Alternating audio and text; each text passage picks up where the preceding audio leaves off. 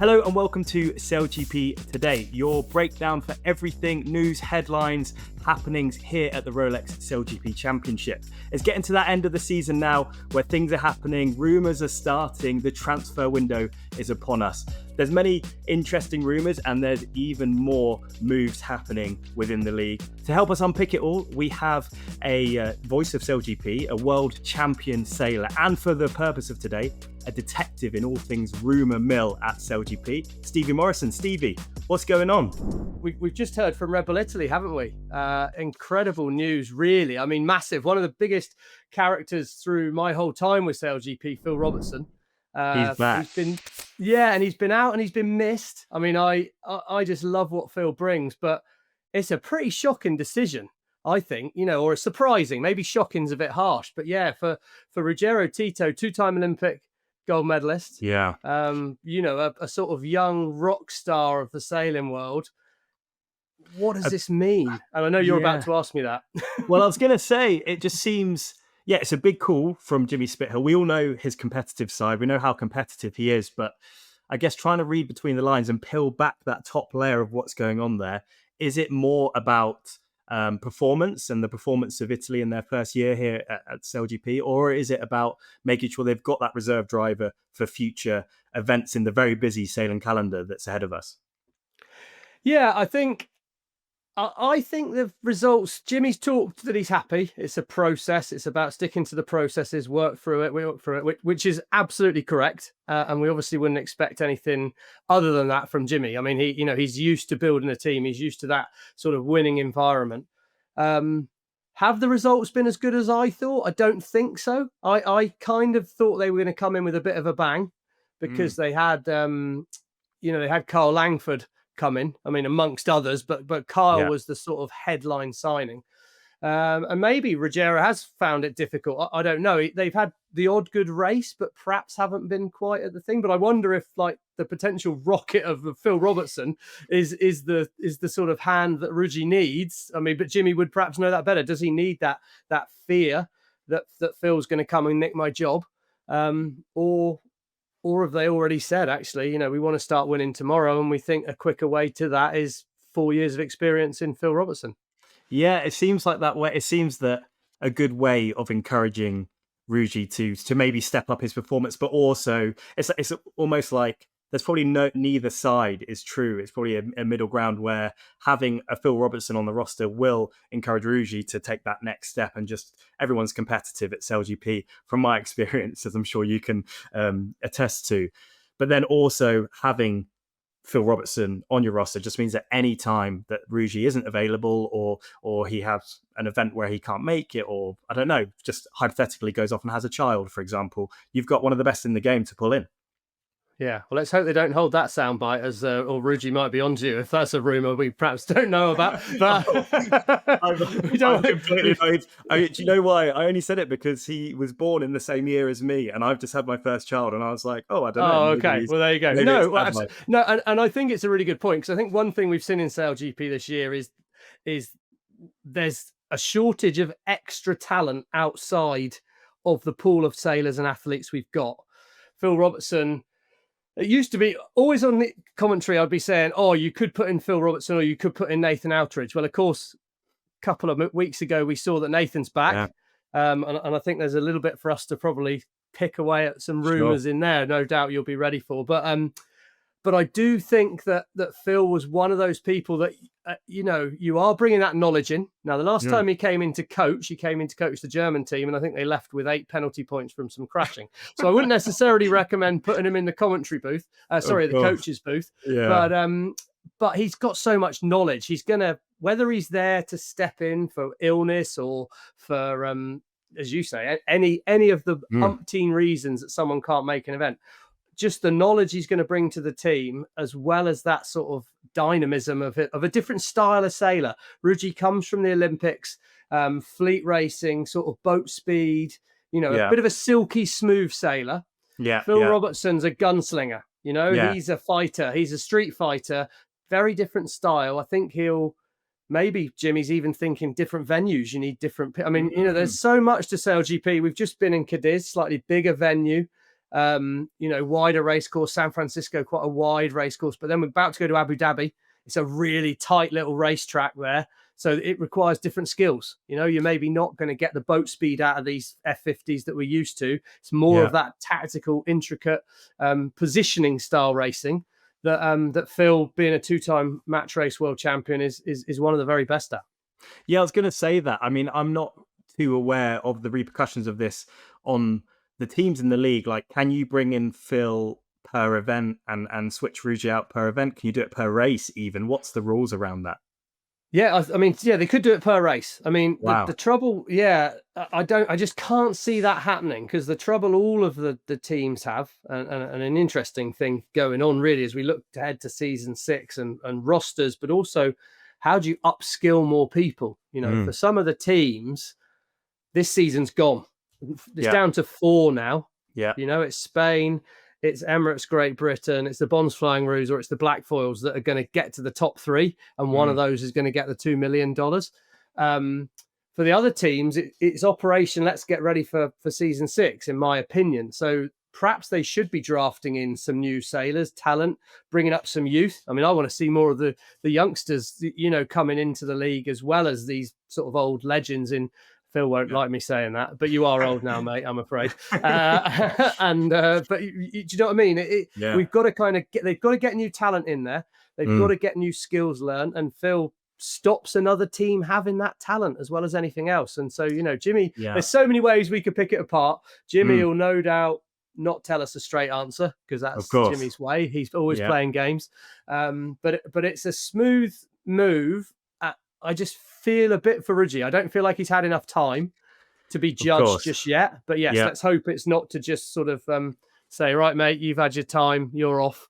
Because an Italian driver and Italian team's pretty cool.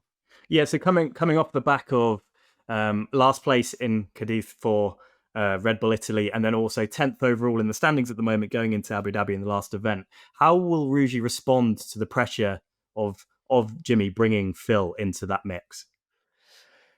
I think it's going to sharpen his focus. You don't win 2 Olympic gold medals without a few bumps along the road. I've only met Ruggie in passing, to be honest with you.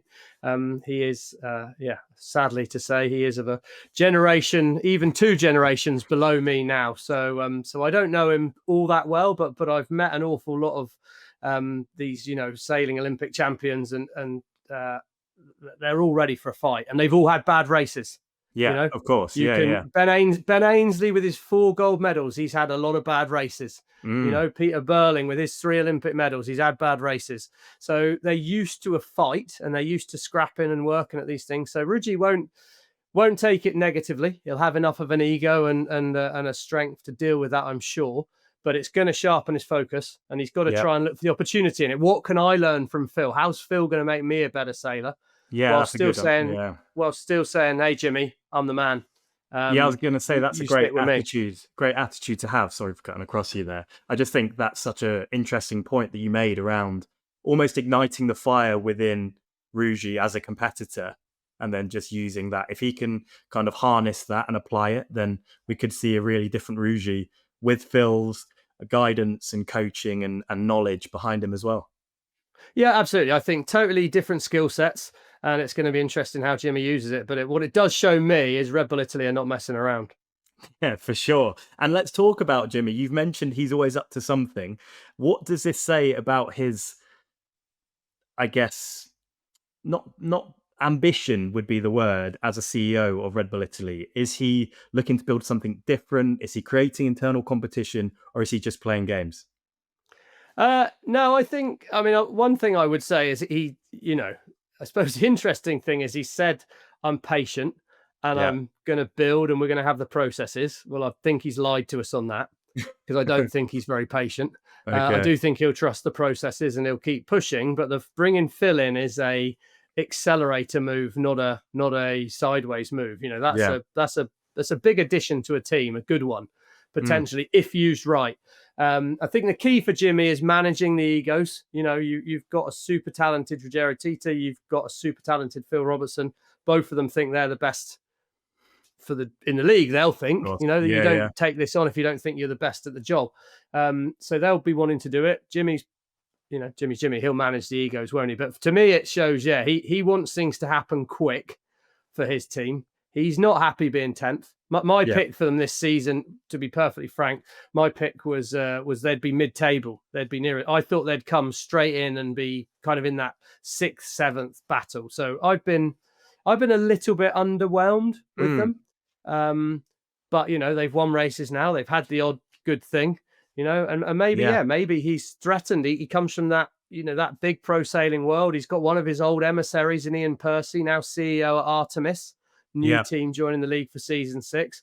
They've gone and got Nathan Outridge. I mean, there was an Artemis Outridge and Percy kind of connection from long ago in 2017 in the Bermuda Americas Cup, but they will not be messing around. Jimmy's going to know, okay, there's another new team that's actually going to be a serious contender. And you're on the ground, right? So this is where I think I should ask you some questions, Alex. Is you're on the ground. I don't know. I've got plenty of rumors that this Artemis team is seriously not messing around. And I don't know if what you've heard on site. I'm not sure what I can say. You hear a lot of stuff. You see a lot of things happening. So I spend a lot of time in the coaches' booth, the race HQ, as it's known, often with Jimmy Spithill sat behind me quite intimidatingly during race. He's very serious. He has his sunglasses on when the race is happening. And I always think, Jesus, wouldn't want to ask him some questions right now. But you see things happening. I think it was Geneva when Artemis was announced, when you saw Ian Percy and Nathan Outridge on the tech site and around Race HQ and speaking to teams and speaking to individuals, and you thought, oh, could they be making a pitch here? There's a meeting going on there. There's certain things going on. So there's lots and lots of rumors happening. I think we'll get onto that shortly, but there could be tons and tons of stuff moving and shaking, I'd say, here at SailGP this year. Yeah, I think so. And another team joining the league next year. And as I say, it's many things, this move by Jimmy Spithill, but I think there'll be a new team joining in Artemis. That's going to definitely pull talent from other teams. Yeah. So any of the teams that might have been thinking we need a bit of a shake up, and perhaps a lot of the drivers from some of the lower teams will be breathing a bit of a sigh of relief, because that's a serious big hitter off the market. So I think it's a great move by Jimmy in terms of weakening the transfer window for some other teams, in terms of pulling probably the biggest name from SailGP past that's not currently involved. And what does this say about the bigger picture in terms of teams? Are they starting to think beyond those 6 people that they have week in, week out, event to event on the F50s, or are they looking now at more depth? Like, how can we bolster our teams and provide that value that Phil will give to Red Bull Italy? They 100% should be. I don't know exactly what we're seeing. I mean, if we use as a classic example, we use Canada in New Zealand this year. They couldn't race on the second day. I mean, that is unforgivable. And all right, it's not turned out to be season defining. Yeah. But the fact that because they didn't have depth in the flight control role, which is a very, very specific role, flight driver and wing trimmer are seriously specific roles. Yeah. Now, there's a lot of nuance to the grinders and the strategists in terms of knowing the role and the little times where they have to step in during maneuvers. I really am not underestimating what they have to do. But if your flight controller is not on it, that boat is leaping out of the water or is sticking to the water and then potentially flipping it. It's a big, big pressure role. They're like they're the centre forwards, those 3 now from a soccer football background. They're the big money signings. Yeah. And the fact that Canada didn't have anyone is a problem. And that's why I'd be saying this they're going to go to Abu Dhabi. They're going to have a few days training. There's going to be a few days training ahead of next season. I think you should have 10 in your squad, and you should have a reserve flight controller. You should have a reserve wing trimmer. And maybe that person can also drive if needed or whatever. I mean, there is such a thing as, like you say, family or illness or injury, or there's all these things that we've seen kind of come in, and the teams need to be upskilling and planning for season 8, 9, 10. Tom Slingsby's I mean, obviously a young guy by my standards, but he's not a spring chicken that he used to be. He's not going to be able to be around forever. He's going to be sat where Ben Ainsley, where Jimmy Spithill where these sort of ex-legends that are now CEOs are. That's where Tom's going to have to be, probably sooner than he likes to admit. And who's going to drive that boat? It's such an interesting point. So they've got to upskill. Because you've making a really good point here that a lot of the transfers we see are between teams. So you've got people going between teams within SailGP that's already happening, and you've got a few talent pathways going on within some of the teams. But as you say, you've almost got to upskill people into those 3 roles of flight controller, wing trimmer, driver.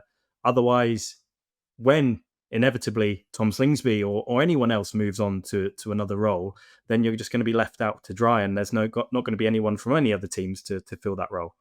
Yeah, and there's the other thing is they're very specific. These boats, I know we use the analogy of Formula One. Is it Formula? I don't know. It's really, really unique. It's really, really technical. You can't walk down to your local sailing club or seafront and get in a boat that's even in the minutity resembling these. Like they're so removed from even all our big sailing fans. That aren't new to sailing and haven't just joined sailing through SailGP, as I know a lot of people have, but there's a lot of people that have been sailing all their life. They'll have never seen anything like the inner workings of an F50. And they wouldn't be able to sail it. Not possible. No, and I'm talking about decent sailors, and it's the same. World-class sailors from the Olympic world are going to take some serious training to get into it. And I hear of plenty of other teams or potential teams walking around boat parks wanting to buy. We're not going to end at the number of teams we're going to have next season. We're going to be going 14, 15, 16 teams in SailGP. Where are the sailors coming from? Well, I'll put my hand up. I'm willing for a comeback, but I Are you still ready to go, Stevie? You're ready. Well, I like to think I am, mate. I like to think I am. I think sad reality is probably not, but yeah. Well, we've all got our egos. I mean, that could be one of the rumors that we're about to talk about in the next section of this, which is the transfer rumor mill. So obviously you've got Phil Robertson, the first big move, but with Artemis SailGP joining the league, as you say, and potentially a 14th team at some point in the future as well, you've got a lot of spaces to fill. And as you say, not a huge amount of talent to pick from in terms of those. You said the centre forward roles, but those ones that are really valuable in the flight controller, wing trimmer, driver. Which teams are already kind of making noise in the transfer department? Would you say, Stevie? All speculation at this point, we should probably say, because I mean, I've got a lot of rumours, but they are only that. They are only rumours. I think. I mean, clearly Artemis. Yeah. Right now, there's a few reasons for that. There's the Artemis sailing background. It's been a successful team. When you've got a CEO like Ian Percy, that you've got a business, a franchise coming in that understands what winning look like, understands what it takes to win and how to build that. So that's going to be solid. Then he's got Nathan Outridge straight away. Yeah. Now Nathan has been away from the league really since season 2. He's kind of come in as a coach. He's been a stand-in driver, but it's never been his team or his experience. But he got to the first 2 finals. He probably should have won that first final. They made a mistake. $1 million mistake, as it turned out, which I'm sure he won't thank me for reminding him of. But he's as good as Burling, Slingsby, Fletcher. He's straight into that elite. They're all elite, but as I say, some of them, like Rudgie, is a great example. He's not had the time on the tools yet, but sure. Nathan has. He's sailed these boats. He knows them really well. So you go to Cadiz. Someone in Cadiz won, the British one. That's $400,000 split between the crew. Yeah. Now, if I'm a wing trimmer or a flight controller, I want a piece of that. Yeah, I want to be winning events week on week or be in the top 3. And yes, I could have a big contract where I'm getting paid a nice salary each year, as I'm sure a lot of them are. Maybe you and I could do a bit of that as well, mate. But the sailors are going to want to go to that Artemis team. So I don't know who's going there, but I guarantee you at the start of season 6, that boat will be full of big names. They've already got Julia Gross on the back, who had been with the Italian team. Julia's brilliant. I actually was lucky enough to sort of coach her on a couple of occasions back in a long time ago, 2016, and then a little bit 2018 in the 49er FX class. So she's a skiff sailor, fast boat background, would have raced Martini Grail a lot and Kayana Kunz, out there in that sort of fast boat environment. And she's had a little bit of F50 experience. So that's a solid starting point, I'd say. She's got time in the boat, good sailor in it from a fast boat background. Yeah. So smart, cool. Then we don't officially know of anyone else. No, and I only know rumours, but the wing trimmer and the flight controller are going to be big names. I guarantee it. Yeah, I mean, it doesn't take a huge amount of Googling to work out. Artemis obviously has a huge history in sailing, and it doesn't take a detective like yourself, Stevie, to work out who were on that Artemis team in the past in their various different iterations, and who is at SailGP currently that may be wanting to reunite with their old driver and CEO in Ian Percy and Nathan Outteridge. So I did some. I mean, obviously, Ian Jensen is a name that pops up. There's various different people that pops up, and it's going to be really interesting to see how many people. Move. He did season 2 with Chris Draper on the wing. Yeah, Nathan and Chris and they were really fast. By the end of that season, they were rapid, and they were a serious title threat. It was actually probably our wackiest grand final was that season, and the day before, when we'd had the steady classic San Francisco breeze, they looked pretty fast. So yeah, Draper potentially, Nathan sailed. Yeah, Luke Parkinson is he's a good shout. But then again, that if you're Ian Jensen or you're Luke Parkinson, you're like, well, hang on a minute, I'm top of the league where I am. Do I want to go with a new team? Yeah, or similar with Draper a little bit. But I was quite surprised when Draper went to Australia in the first. But anyway, there's plenty. There's I mean, I don't know what contract Maloney signed. Maloney sailed, worked on some sailing teams with Nathan in the past, and I'm sure they'll do more again in the future. Would Maloney? What contract did he sign? Like I felt he probably signed a big contract with Mubadala Brazil. Yeah, but did they get all the details of that contract right, or was it a 1-year special? Do you know what I mean? Because that would be, Maloney's not getting the success with Mubadala Brazil in terms of podiums. I know he's loving the process, and they've been a real success story this season, haven't they? They've really sort of had some really nice results in races and actually got very close to some finals, which is pretty standout for a first year team. But that Artemis team will be stacked when it comes out. And that'll be a team that is right in that grand final conversation off the bat. And for my money, they'll have no excuse. They'll have no leniency from me. So, Stevie, do you think that the first person to go will be a domino that triggers a load of other teams to move? And which out of those teams in the league do you think really need to be looking into getting some talent on board in the transfer season? Oh, that's a great question. Yeah, I mean, I think from everything we've talked about, it's going to be a domino because the teams haven't done a great job of bringing youth through that I've seen yet. I think that's something that they're just going to have to.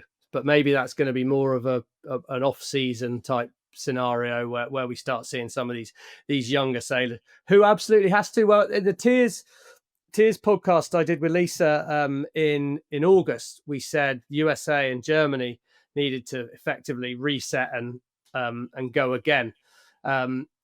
Both have, I think, done that actually. Yeah. So Germany they obviously listen to the podcast.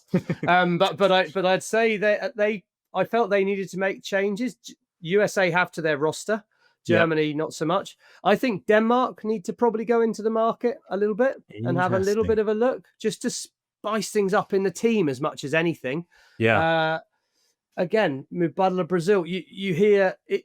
I think at the moment, a lot of the teams that need to make changes haven't got the power to do that because of they're not having the results. So they're going to have to be quite reactionary to when one of these big teams that says, hey, I can get you podiums for a season here, brings it about. I think Brazil have got a good team. but perhaps the dynamics not quite worked. So I think they need to think of some changes. I think that the Canadians, it's not quite clicking there at the moment. Again, I hear rumors that they've maybe bringing in some quite specialist coaching to join the coaching staff, but that's just a rumor. We'll find out a bit more about that. That's an interesting way to go about it. But I think that they won't be super happy with their results. Do the French, I've not known how to judge the French this year. Something's not quite right. When they're brilliant, they're brilliant. When they're not, they're not. Yeah. But maybe that's just because they're French. And they've got that flair and that magic. And when they're on, they're on. And they're, they don't have the boringness to just chip away a result when they're not on. But perhaps they need to bring in that more regimented side. So maybe France would do well with a little change. Yeah. I think Brazil, just something in the dynamic. It's been good, but could it be a bit better? Denmark, I feel, need a bit of a shuffle up because they're not doing as well as I think they should do. And then USA and Germany have already done it. They're already work in progress. The US were, to be frank, awful early season. They've brought in some new signings. And you know what? They look better. They're not where they would like to be just yet, but they are 100% improving. And just even the sound bites out of that team are a little bit more, we're chipping away at this, not, oh, we're great, we're going to just win everything straight away. So I think USA have done a good job of that reset, good new people in, making the right moves. And then, I think your analogy of the domino is the one. The first big name to move is going to, I think, trigger a house of cards. Well, you heard it here first from Detective Stevie Morrison. I'm sure he knows a lot more than he's letting on. Let us know in the comments, guys, who you think could be making up that Artemis SailGP team or transferring to another team in the race to Abu Dhabi. It's happening, Stevie.